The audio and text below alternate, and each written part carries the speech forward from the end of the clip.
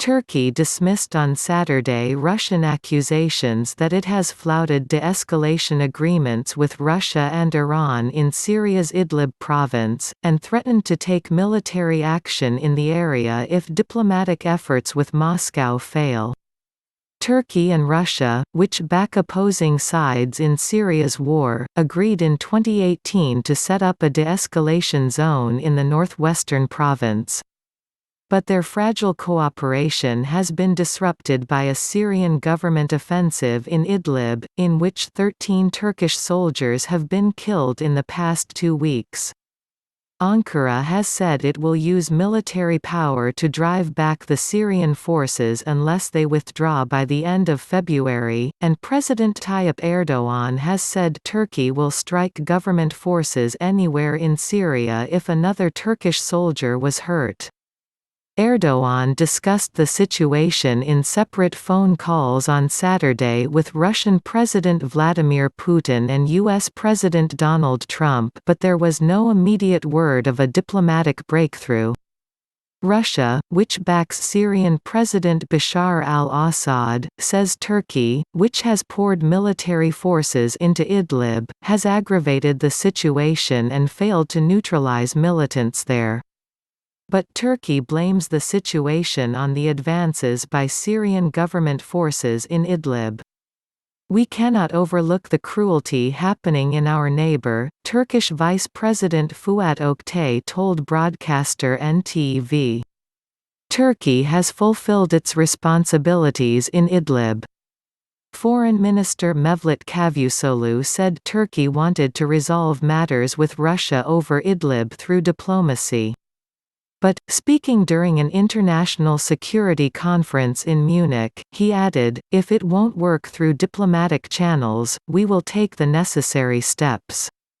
Ankara has been angered by the seizure by Syrian government forces of Turkish military observation posts established in Idlib under the 2018 deal.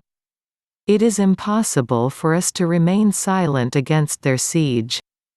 We are doing what is necessary against them," NTV quoted Erdogan as saying on a flight back from Pakistan. Erdogan also chided the United States, a NATO ally, saying U.S. statements of support did not instill trust. Talks. Despite the tough rhetoric, Russian and Turkish officials are talking behind the scenes. Turkish and Russian officials held talks in Ankara on Saturday, and Cavusoglu said a Turkish delegation would go to Moscow on Monday for talks. Cavusoglu also had talks with Russian Foreign Minister Sergei Lavrov in Munich on Saturday, the first ministerial-level meeting between Ankara and Moscow since the situation deteriorated in Idlib. Cavusoglu tweeted that he had a positive meeting with Lavrov but that Turkey would not be making an evaluation until after Monday's talks in Moscow. Lavrov said Russia had very good ties with Turkey, but the sides did not always agree on issues. Cavusoglu was also quoted by Russian news agencies as saying differences over Syria should not affect Ankara's relations with Moscow or disrupt a contract for the purchase of Russian S-400 missile defense systems, which has strained Turkey's ties with Washington. Erdogan said his phone call with Putin, his second since the Turkish troops were killed, had been positive, and that statements by other Russian officials that criticized Turkey did not reflect the tone of the call. In the conflict in Syria, which began in 2011, Turkey has supported rebels looking to oust al-Assad. Erdogan said this week the Turkey-backed factions launched an offensive to retake some areas they had lost to Syrian forces. State-run Anadolu news agency said buses carrying commandos and trucks with more military equipment had been sent to reinforce the Turkish observation posts. The increased violence in Idlib has caused hundreds of thousands of people to abandon their homes and head north to the Turkish-Syrian border. Turkey, which hosts 3.6 million Syrian refugees, has said it cannot handle a new influx.